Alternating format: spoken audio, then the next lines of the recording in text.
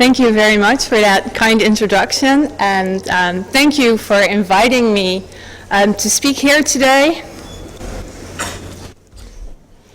I would like to talk to you about data and learning analytics in education, and I would like to centralize one question, namely, is this the route to personalized learning? But before I start doing that, I would like to draw your attention to this picture. Who knows what this is? We need a picture on the board.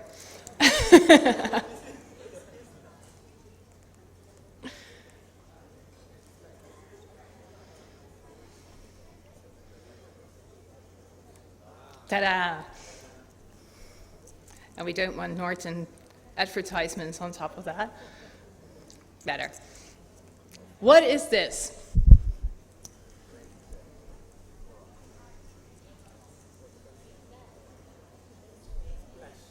Who recognizes the structures?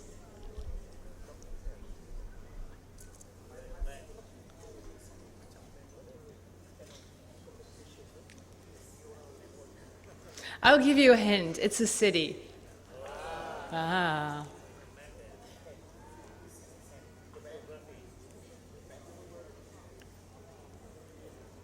It's actually your headquarters. It's Kuala Lumpur. And what you're seeing here, and I think this is really interesting, is all the cell phones that are connected to the internet in Kuala Lumpur. And it envisions this map. And you see two different colors. You see the blue color and the red colors. And the blue colors are local telephone providers. And the red colors are actually foreign telephone providers. Now have a look at this map. Can anybody tell me what the red spot is? That's KLCC. Thank you very much.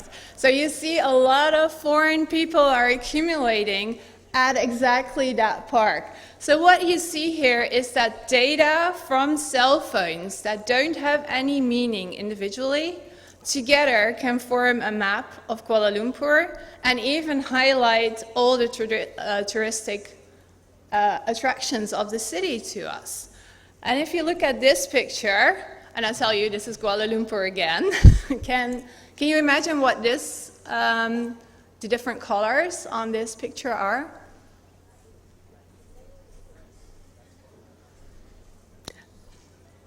What did I hear? Night spots. All the blue spots are Twitter messages.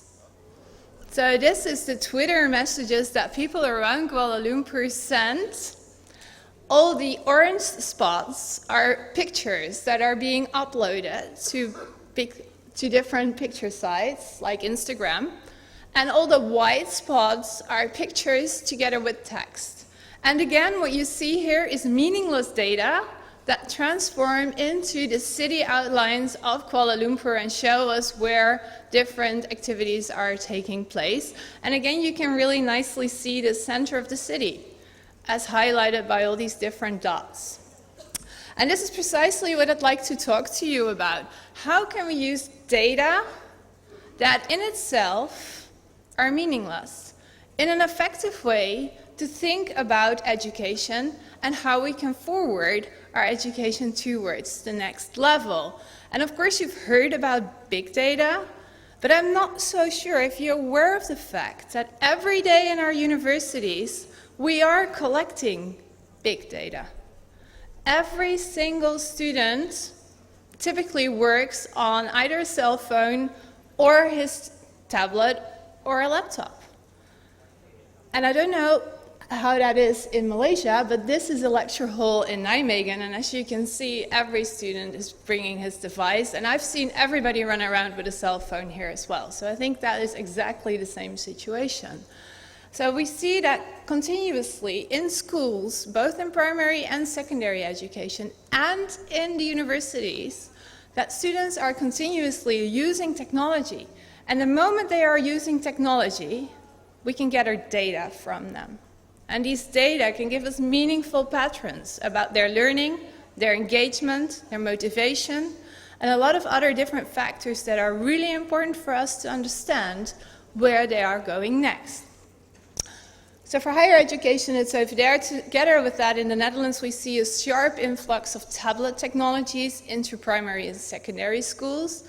And at this point in time, we have about half of our primary schools work with tablet computers all the time.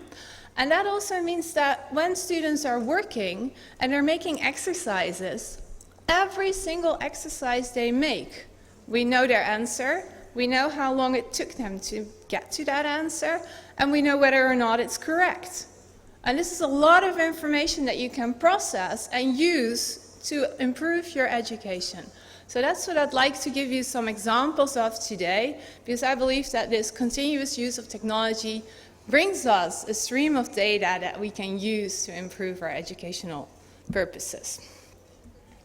So the outline of the talk today is I will be talking about innovative e-learning design, specifically from a data perspective. I'll be showing you a number of different examples from around the globe to give you some ideas of how data have been used in the past. I'll be talking a little bit about barriers, because I think it's an important issue, and I will leap into the future to look where we're going next. So if we think about innovative e-learning design foundations, we're actually trying to envision the future, because we're trying to create an idea of where technology can bring us in education, and imagining the future is very challenging. And allow me to give you an example of that. Who recognizes this picture? What is it?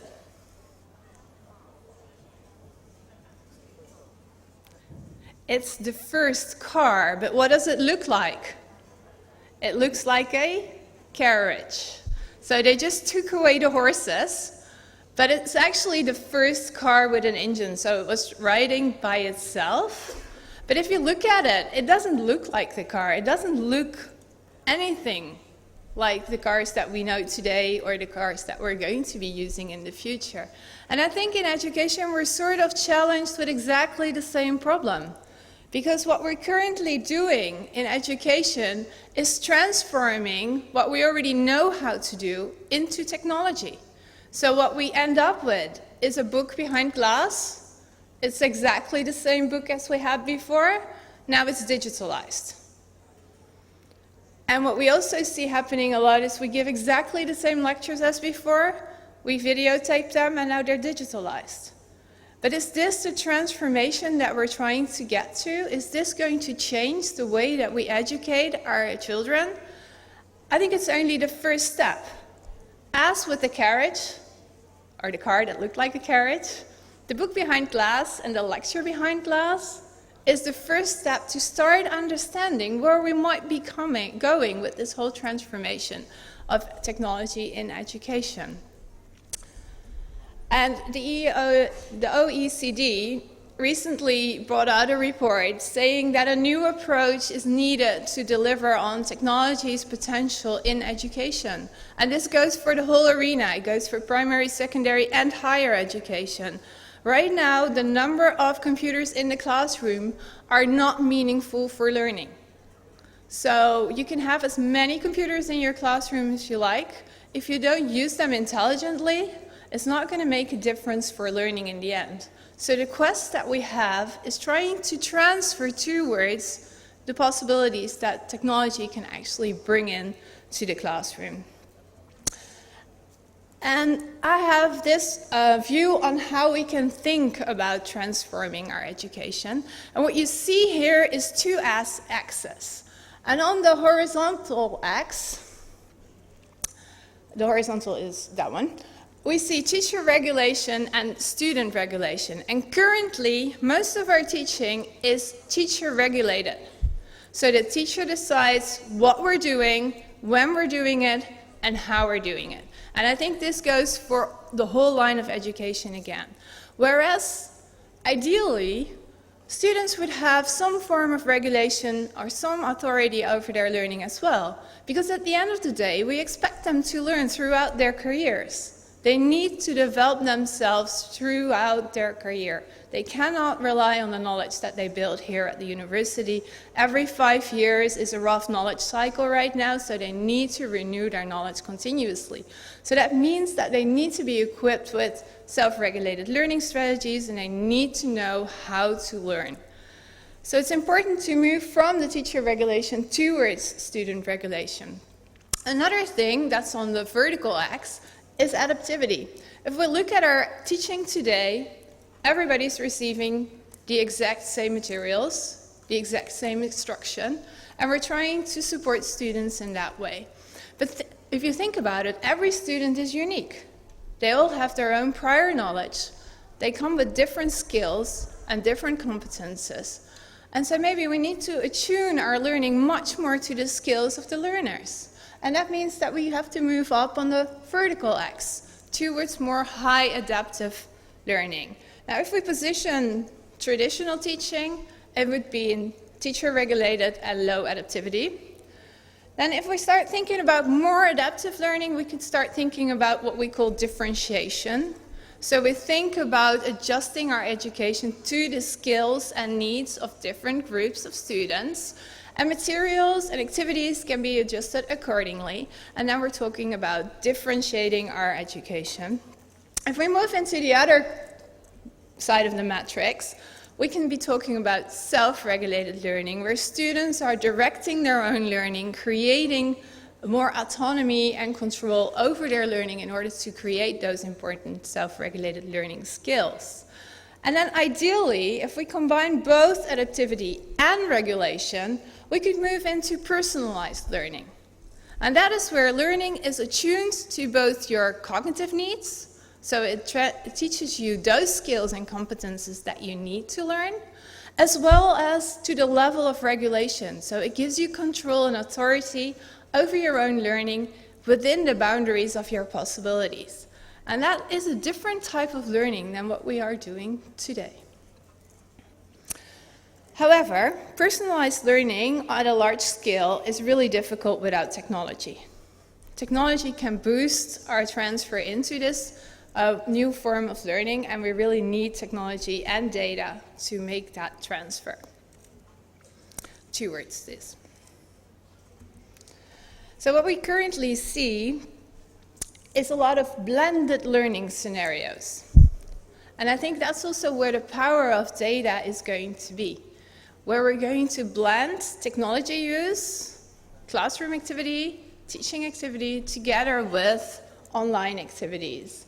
And that's both the case for primary and secondary and higher education. And if we think about these blended learning scenarios, I tend to think about 3 different activities that occur in these scenarios.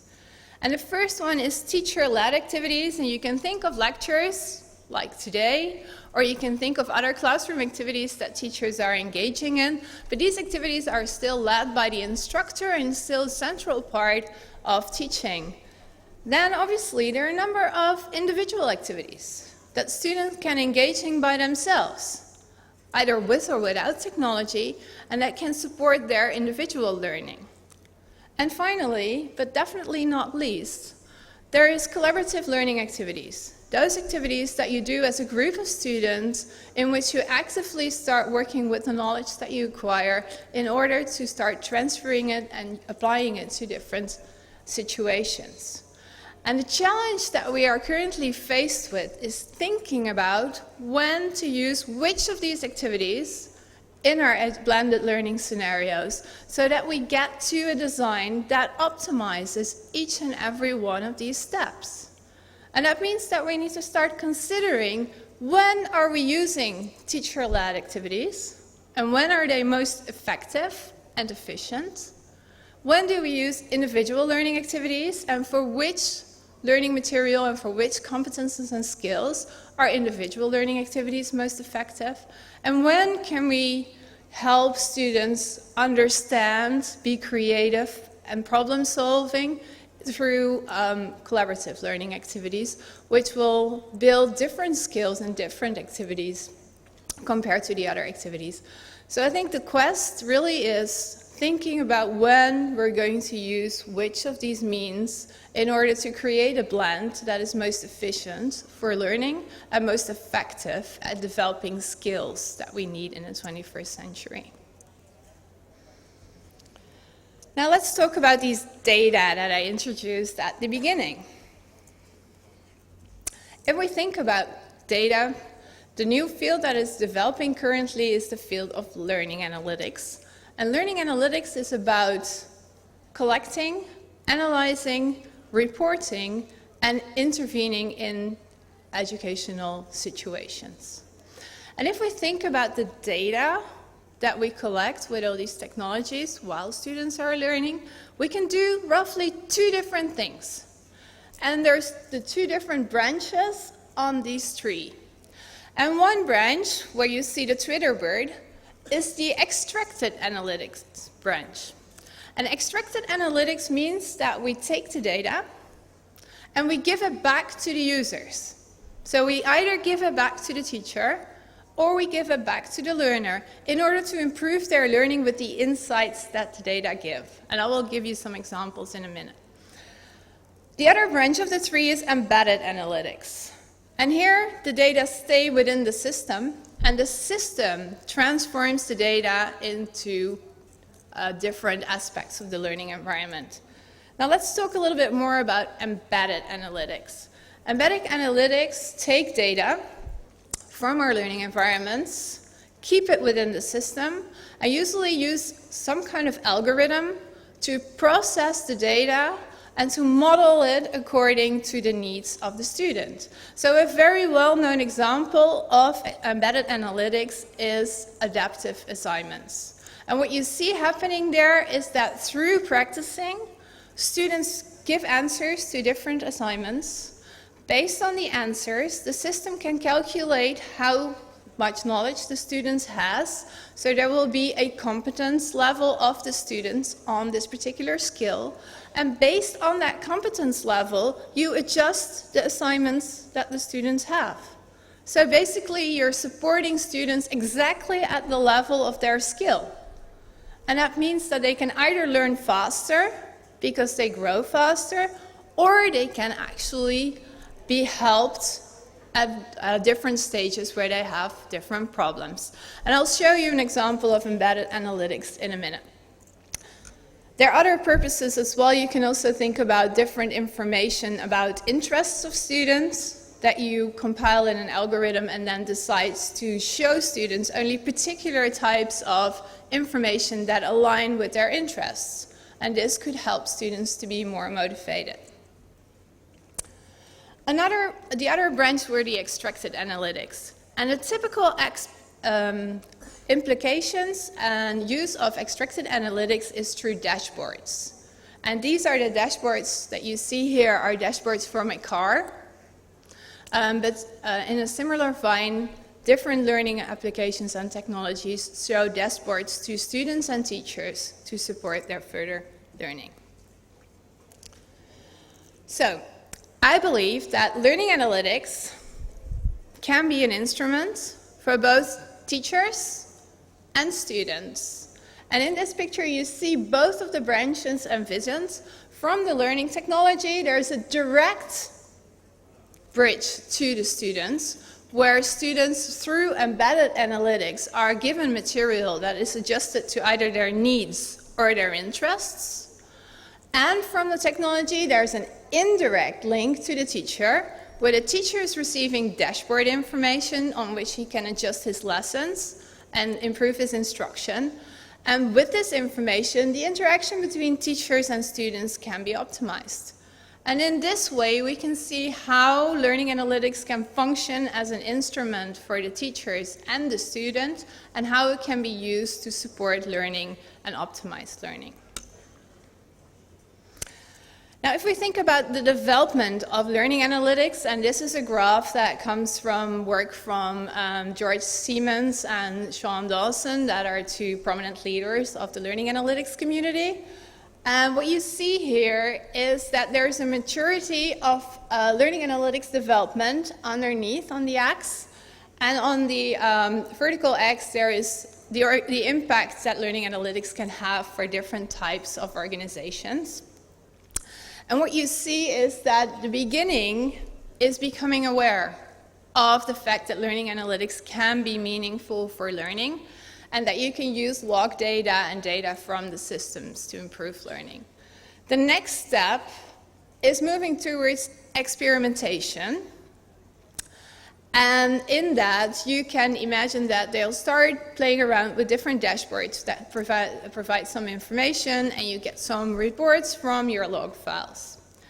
The third step is thinking about what you can do on an organizational level and how you can support students and faculty with this data.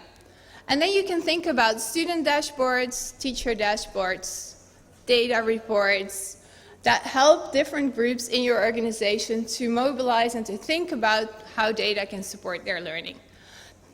The last step, or the almost last step, is organizational transformation, where you start to think how you can use data in a coherent way throughout the university, and you use predictive modeling, so you start thinking about how you can predict how students are doing over time. You really work on personalized learning, trying to implement these different features in your everyday practices, and try to organize this on a university level. And finally, the last stage would be organizing this on a sector level and transforming the way we teach in higher education. Where are we today?